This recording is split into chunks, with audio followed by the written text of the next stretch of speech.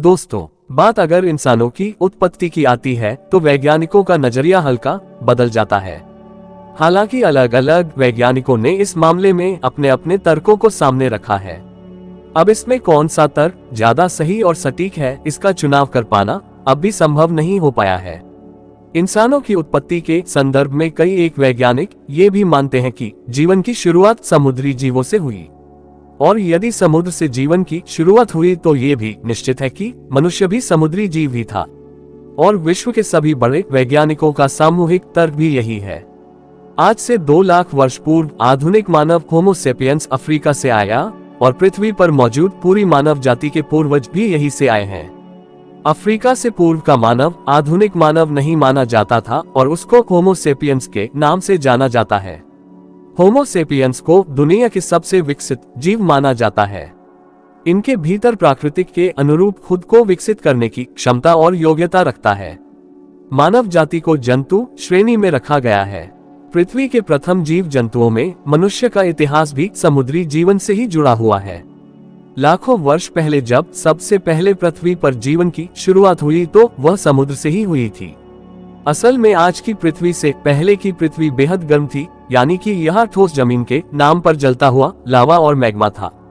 उस समय पृथ्वी का अनुमानित तापमान 1000 डिग्री सेल्सियस से 1600 डिग्री सेल्सियस था। धीरे धीरे पृथ्वी का तापमान ठंडा होने लगा। करीब 3.9 अरब साल पहले पृथ्वी का तापमान 3.9 बरस पहले यहाँ का तापमान कम होना शुरू हुआ, और उसी कारण यहाँ तेजाबी बारिश हुई। यह बारिश लगातार 10 सालों तक हुई, जिससे विशाल समुद्र बन गए। लगातार हुई इस बारिश से लगभग 80% भाग समुद्र में डूब गया। बाकी का 20% भूभाग ठोस होकर ठंडा हो गया, जिस पर हमारा जीवन यापन चल रहा है। हमारे भूभाग के ये बड़े हिस्सों के आपस में टकराने से पहाड़ों का निर्माण हुआ। समुद्र के पानी से भाप बनी और वह पहाड़ों पर बारिश हुई, जिससे ग्लेशियर का निर्माण हुआ, और धीरे धीरे पृथ्वी बेहद ठंडा ग्रह बन गई। और इसी समय समुद्र में हो रही रासायनिक क्रियाओं से समुद्री सूक्ष्म जीव पैदा हुए। हालांकि पृथ्वी अभी भी पूरी तरह मनुष्य के रहने लायक नहीं थी। उसके करीब 30 करोड़ साल बाद पृथ्वी पर रहने लायक वातावरण बना, जो कि बेहद ठंडा था। उसको हम हिमयुग के नाम से भी जानते हैं। इस समय तक समुद्र में इतने समुद्री जीव जंतु हो गए थे कि वहां रह पाना बहुत मुश्किल हो गया था। इसीलिए कुछ जीवों ने धरती की ओर रुख किया और उन्होंने पाया कि धरती पर जीवन के लिए कोई प्रतिस्पर्धा नहीं है। मनुष्य प्रकृति के अनुकूल खुद को बदलने में सक्षम था और वह धीरे धीरे खुद को परिवर्तित करता गया।